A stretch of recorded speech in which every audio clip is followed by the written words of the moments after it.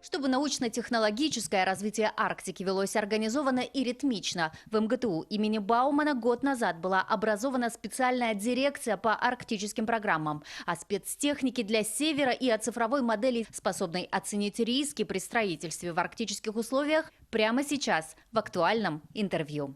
Родион Олегович, добрый день. Итак, расскажите, пожалуйста, чем же занимаются арктические программы и какие задачи они выполняют? Здравствуйте. В соответствии с поручением президента в конце 2017 года двум организациям было предписано заняться научно-технологическим обеспечением программы проектов развития арктической зоны Российской Федерации. Одна из этих организаций МГТУ имени Баумана. В исполнении этого поручения в университете была создана дирекция по арктическим программам, задачами которой является развитие технологий для применения их в нашем полярном регионе, связанных со следующими направлениями. Это система освещения обстановки, навигация и связь, транспорт, инфраструктура, система телемедицины и экология и энергетика. Я правильно, понимаю, вы работаете на Минобороны нашей страны. Как взаимосвязан университет и Министерство обороны? Наш университет выполняет задачи для повышения обороноспособности. Недаром его называют в зарубежной прессе «Ракетный колледж на Яузе». Хорошее название. Расскажите, пожалуйста, нам про те проекты, которые уже реализованы и которые мы можем воочию увидеть на арктической территории нашей страны. Наверное, тут надо начать с развития транспортной инфраструктуры. И она связана и со строительством дорог, с развитием авиатранспорта, с развитием транспортного парка, наземного транспорта. Если переходить к Республике Саха, то, безусловно, вы ожидаете строительства моста через Лену. В этой связи у нас сейчас реализуется один комплексный проект, связанный с определением геодинамических рисков. То есть, конечно, при любом строительстве нужно оценить, где безопасно строить, а где, может быть, в будущем произойдет землетрясение. Так вот, Республика Саха по классификации сейсмобезопасности, она относится к сейсмоопасным территориям.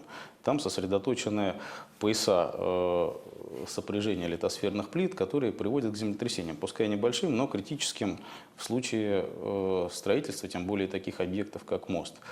Вот небезызвестные Ленские столбы, они много миллионов лет образовались именно по причинам движения литосферных плит и геологических процессов, которые вызвали их, скажем так, рост. Нашими учеными создана модель, цифровая модель литосферы Земли, которая позволяет на основе исходных данных, получаемых со спутников, которые при дистанционном зондировании Земли позволяют набрать статистику о деформации литосферных плит, а также данных о гравитационном поле, расшифровать те процессы, которые происходят не только на поверхности, но и на глубинах вплоть до 100 километров под землей, потому что полюс холода у вас находится только сверху, а за подвечной мерзлотой кипит в прямом смысле жизнь, и это кипение приводит к движению литосферных плит, создает риски и угрозы в будущем. Поэтому для строительства обязательно нужно их оценить. Оказалось, что деформация литосферы, которые в процессе расшифровки мы можем заметить с помощью созданной нами модели, позволяют с высокой точностью определить места залеганий нефтегазоносных бассейнов. Ну, говоря упрощенно, ротор деформации, то есть математическое описание деформации литосферных плит, которые заметны из космоса, он имеет характерные признаки, левостороннее вращение в тех местах, где находятся эти бассейны. Как будто бы из Земли выворачивали некий виртуальный штопор. И можно с высокой точностью заниматься разведкой углеводородов дистанционно.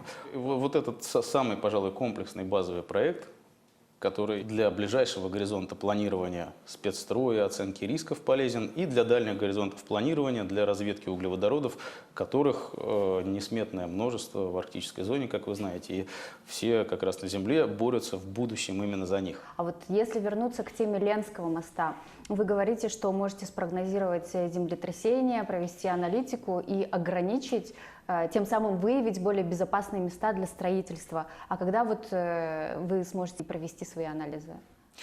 Мы направили свои предложения министру промышленности Республика Саха.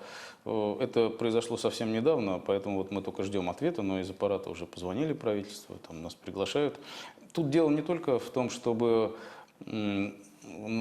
предсказать землетрясение, но дело в том, что чтобы учесть все процессы, происходящие в зоне строительства. Ведь известно, что один берег реки Лена постепенно поднимается, другой пологий относительно него остается на месте. Вот эти процессы нужно заложить при проектировании в соответствующие узлы и строительные конструкции, чтобы компенсировать их и обеспечить долгосрочную безаварийную эксплуатацию этого сооружения. А вот если все-таки отойти от центральной части республики Саха-Якутия и окунуться к ледовым и белоснежным пространствам, уйти на территорию севера, вот какие проекты там у вас проходят? Ну, продолжая развивать ту мысль по повышению транспортной связности, хотел бы вам рассказать про еще один проект быстро развертываемых мобильных автономных аэродромных комплексов. Дело все в том, что известно, что на севере, но и в том числе в республике Саха, до ряда населенных пунктов, кроме как с помощью авиасообщения, возможности добраться нет. В этой части мы предлагаем создавать аэродром, который имеет в себе сокращенный состав радиолокационного, оптико-электронного, светотехнического оборудования и позволяет, может быть доставлен с помощью стандартных логистических средств в 40-футовых и 20-футовых контейнеров, сброшен на особых платформах туда, где планируется разворачивать эту площадку летную, и в кратчайшие сроки небольшим количеством личного состава развернут и обеспечит прием воздушных судов. Сейчас освоение Арктики является приоритетной и главной задачей Российской Федерации. А какие у вас ведутся работы вот именно в этом направлении? Может быть, есть разработки по шельфу? Вы слышали недавно об инциденте, который произошел вот с всплытием там подводной лодки наших соседей по этому региону. У нас есть очень перспективное, на мой взгляд, предложение по созданию системы подводных обсерваторий. Это распределенные подводные хабы освещения обстановки, которые позволяют решать и задачи, связанные с мониторингом подводной обстановки для спеццелей, так и анализом биоресурсов, передвижения рыб, течений, то есть сугубо для гражданских целей. Ну и, конечно, самый крупный проект, который мы сейчас уже реализуем, это разработка технологии и оборудования для подводной кабелеукладки. Дело в том, что до последнего времени, так исторически сложилось, все телекоммуникационные каналы организовывались открытым способом. То есть с судна кабелеукладчика на дно укладывалась там кабельная продукция. В случае ее нарушения по каким-то причинам приходилось осуществлять ремонт в дорогостоящий, либо укладывать параллельно другую линию. Для относительно мелководных северных морей вот этот риск нарушения преднамеренного или непреднамеренного кабельных линий, он достаточно высок. Поэтому, чтобы его исключить, необходимо осуществлять заглубление кабелей в донный грунт. Это можно сделать только с помощью очень сложных роботизированных телеуправляемых систем, которых на сегодняшний день в России нет. И мы делаем один из таких аппаратов, подводный телеуправляемый кабелеукладчик, который позволяет на значительных глубинах создавать в донном грунте любой категории, вплоть до скальных выходов и гранитных, траншею, заглублять туда кабель, взрывать ее, осуществлять мониторинг правильности этого процесса и в случае необходимости организовывать поиск поврежденных элементов этого кабеля и их ремонт. Это будет телеуправляемое, да, устройство? Телеуправляемое, да, это будет телеуправляемый комплекс тяжелого класса. Телеуправляемый означает, что над аппаратом находится специальное судно, которое с которой содержит пост управления аппаратом и соединено с аппаратом кабелем. Кабелем, по которому передаются все управляющие команды и осуществляется энергетическое питание. Такая система, организация, она требует и особые требования выдвигает и к судну-носителю. Во-первых, это судно должно быть достаточно хорошо оснащено с точки зрения возможности осуществления грузоподъемных работ, потому что аппарат тяжелого класса, как я сказал, это аппарат многотонный, более 20 тонн. По размерам он превышает собой 6 на 10 метров. Это в плане и в высоте от 6 до 8 метров в зависимости от оснащения текущего. То есть такой аппарат, сама проблема осуществления спускоподъемной операции на море, такой массивной системы, это уже целая небольшая научная задача. Арктика – огромная территория на карте мира, и около трети мировых запасов нефти и газа находятся именно там, на этих территориях. Но помимо природных ресурсов и богатств, там также проживают и люди. Эти перечисленные проекты, они пойдут на пользу людям? Длительное время Арктику и северные территории воспринимали как донора.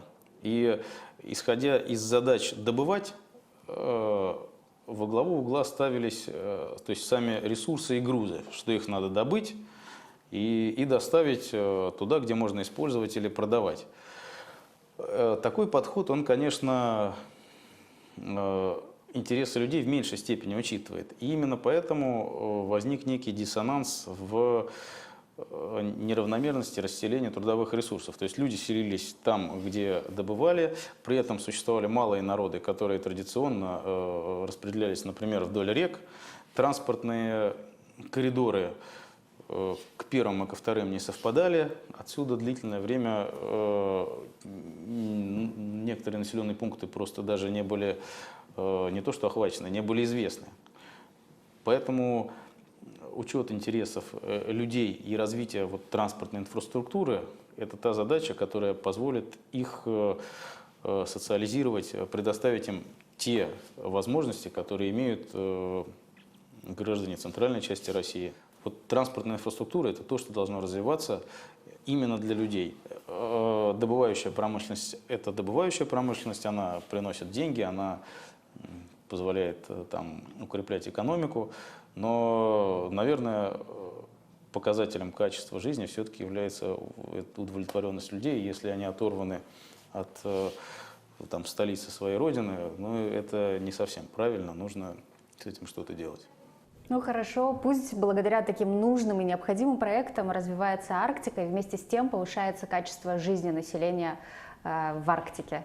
Спасибо вам большое за интервью. Спасибо вам.